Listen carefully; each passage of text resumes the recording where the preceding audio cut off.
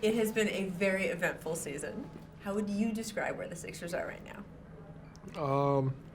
I think we're figuring it out, especially the last couple of days. We've been able to, we had a bad road trip, and then it's been the same story all season. Struggling on the road, and then we come back home and we find our groove. And I think the last couple of days are gonna help us a lot. Your team plays really well at home, lights out, really struggles on the road. As you and I are sitting here, it's the biggest gap of any NBA team. What can you bring from home to the road? What has to change? Well, it starts with me, just finding that passion again. Whole season has been frustrating, has not been the same, especially our last year. I mean, coming off, averaging 27, and then dropping all the way to 23. That's a big drop, especially for someone like me who has a lot of expectations. But it starts with me, just, playing with passion and, just leading the way. Well, you've said about your season, I have a couple quotes. You said, I've had to sacrifice a lot. You also said, quote, I'm still trying to figure out where I fit. So what do you have to do? Everybody just keep telling me to be aggressive. At the end of the day, I'm just trying to make basketball plays, trying to make sure I help us win. If it means taking five shots, I guess I got to do it. If it means 10, if it means 20, I guess I got to do it. Like I said, some nights, we still finding our rhythm. You don't know what you're getting. But then again, it's all about also, I put it on me too. I don't think I've been aggressive enough, demanding the ball, playing where I'm most comfortable. Just because you guys have played well at home doesn't mean you haven't heard it sometimes from the hometown fans. You had a couple games where fans were booing you. You came back, you did the shh to the crowd. There was some social media back and forth. You talked about being a villain. What does it feel like for you when all that stuff's going on? I love it. I think it helps me. I think everybody can see it too. When I've been under scrutiny and I had to, kind of come back and, prove myself again, which, I've been in the league for a while now, and everybody should expect, they should know what I can do. But every time, I've been kind of under the eye of everybody, I feel like I've come out and I've showed them like what they forgot. But then again, it goes back to the expectations. But I love it. I always say controversy is good. Going back from the social media, me, Jimmy, I think it's fun.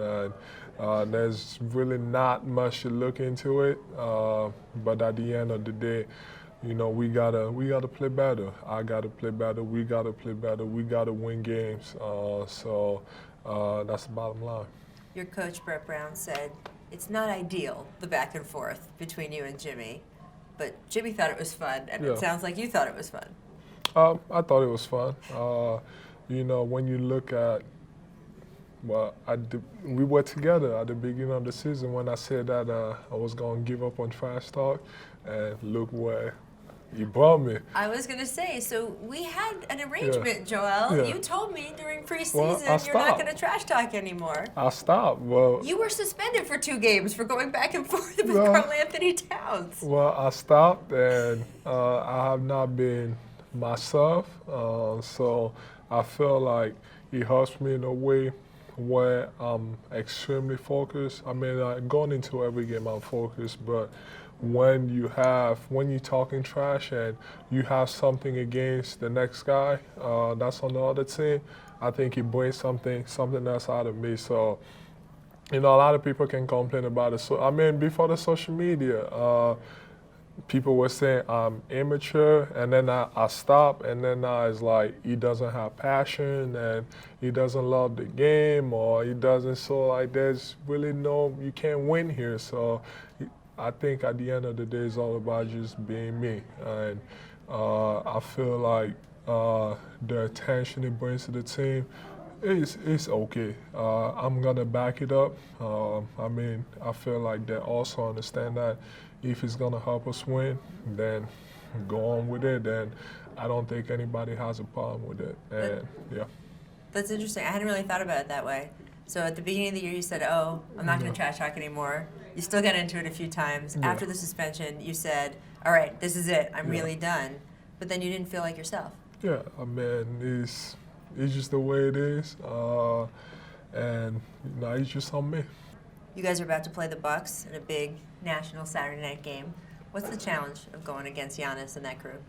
It's tough, in transition when he has the ball. It's hard to stop, but I feel like we got the good group of guys to limit him. He's a great player. Have a lot of respect for him. He's really good. So he's gonna be doing this for a long time. So playing against him is always fun. And I think beside last game where I had a bad shooting night.